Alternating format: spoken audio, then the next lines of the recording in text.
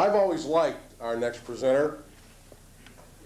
I have no idea why, until recently, and I realized that the reason I like Foge so much is that he's actually had more jobs than I have, and that's saying something. You know Foge Fazio, of course, was the head coach at the University of Pittsburgh. He has since coached Notre Dame under Lou Holtz, the Atlanta Falcons, and now an assistant coach with the New York Jets. But I still think he's more closely identified with college football, where he undoubtedly was and still is one of the most brilliant defensive minds in the history of college football, and I mean that sincerely.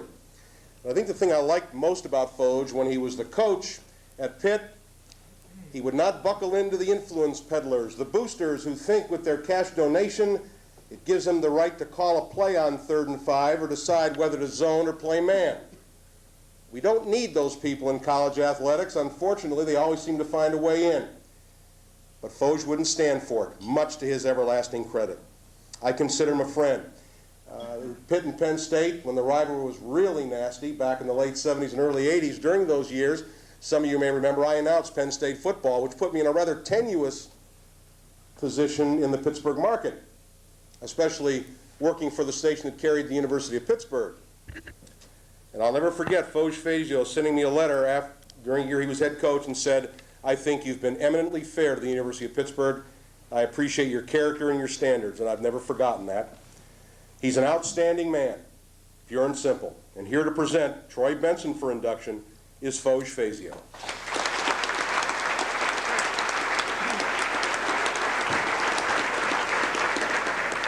If you're wondering why I'm up here perspiring, the Italians get a little hot when the lights are on them.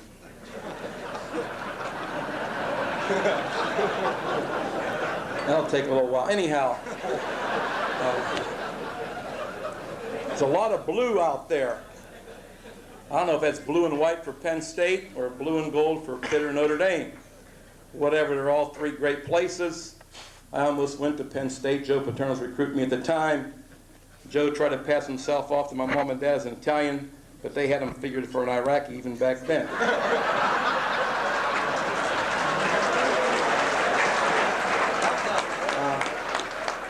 I was very fortunate that I had an opportunity to go to the University of Pittsburgh, where I have 2 degrees. And then after Jeff, University of Pittsburgh tried to retire me at 48, but unfortunately I still have to work. And then I had an opportunity to go on from there to Notre Dame and then into professional ranks. I want to thank Troy Benson for inviting me back here to have an opportunity to see so many friends that I've known throughout the years, whether Pitt, Penn State, or Notre Dame people that I have met and traveling up here from different times. But this morning I opened up the newspaper, the Altoona Mirror. In a corner it says, "The Hall of Fame brings back Foge Fazio." Hey, I only got fired, I didn't die.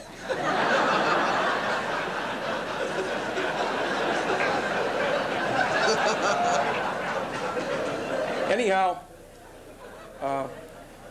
I see Brad Benson sitting, and Troy will take care of his family, but this is a true story. You know, I coached back at Pitt back in the bad days too, you know, and Carl DePass was our head coach, and we were recruiting Brad Benson. And he came for a visit to Pitt, the official visit. And back in those days, we didn't know anything about recruiting or anything like that. And he had to get back to Altoona, so I took him to the Greater Pittsburgh Airport to catch an Allegheny Airlines flight back in here, you know. And I got there, and I think it cost about $18. I didn't have any money. And I said, "Oh, how am I going to get this guy on the plane?" I had no credit cards or anything. And I ran into a professor, and she was my advisor in college, and good thing I found her there, and her husband. So they lent me their credit card, and I was all embarrassed, but I got Brad a ticket, and he flew back. That was back in, what, 73 or whatever it was. Now here comes Troy Benson.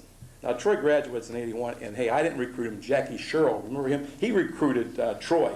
Well, Troy gets to the airport to fly back. They're searching around, and Jackie says, "Troy, just use the credit card I gave you to fly back to Altoona."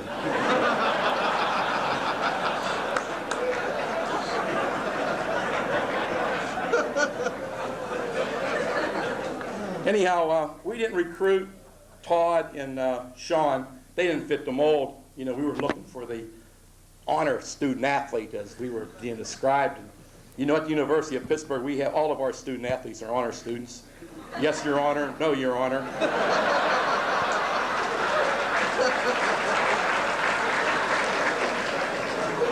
Hey, Bobby, not bad since the last time I saw you about 10 years ago, right?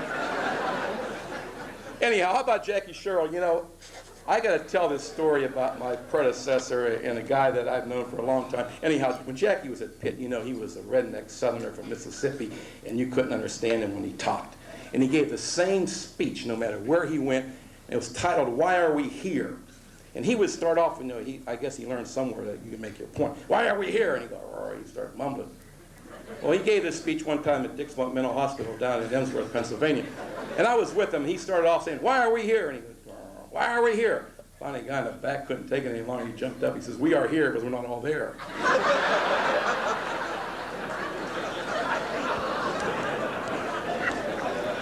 Well, I know why we are here tonight. We are here to honor some outstanding gentlemen, some of the guys I've had a chance to meet personally, and I did read about them in their biopsies.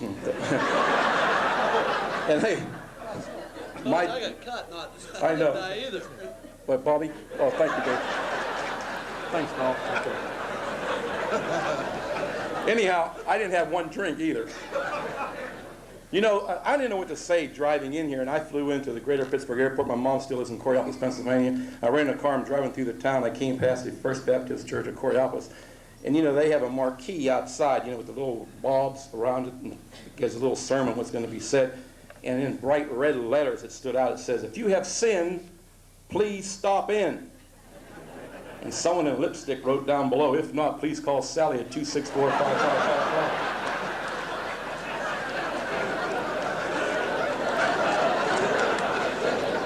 Well, let's get serious.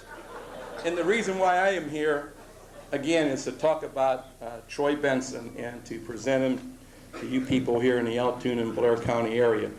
And those of you who watch pro football or watch college football or know anything about football whatsoever, in the book it talks about Troy Benson as a linebacker. He is the guy. I mean, unfortunately for him, he played a game like it should be played, hard every snap. A guy who had techniques and maybe didn't have all the athletic ability of a person that might need to have to play ball, but he had a heart, played in the league 6 years. And one of the things that I liked about Troy, and when he came to Pitt, I was an assistant coach. I coached him as a linebacker coach and coordinator, and he played on that team as a freshman, and I dubbed them the freshman All-Americans. Then from there, we played in 3 bowl games while Troy was there. And his senior year, unfortunately, we didn't have a very good year. We had some injuries, and things started to fall apart. And we had lost a 3rd game in a row. We were 0-3 or 0-4, lost at Temple in Philly. And I remember we got in the locker room, and a lot of guys are complaining, hollering, screaming. And Troy's the captain. He just stood up and said, "Hey, I'd rather be on this team than any 9-0 team right now." And that meant something to me because he was my captain and he held that team together. And then we were lucky enough at the end of the season to come up here and beat the Penn State team 33-11 or whatever it was. But I always remember that because that proved to me that not only this young man was a great football player, but a tremendous leader, a leader of men, and he played a game the way it should be played. And after meeting his family and knowing his family from way back, there was no doubt in our mind that when we got Troy to come to Pitt, that we had a lucky one, and we were lucky to be the ones that have him. And then when I was at the New York Jets, the first person that I asked about Troy was our equipment manager, who also said some nice, kind things about John Ebersol. Bill Hampton said, there are some people who say some nice things about you, John.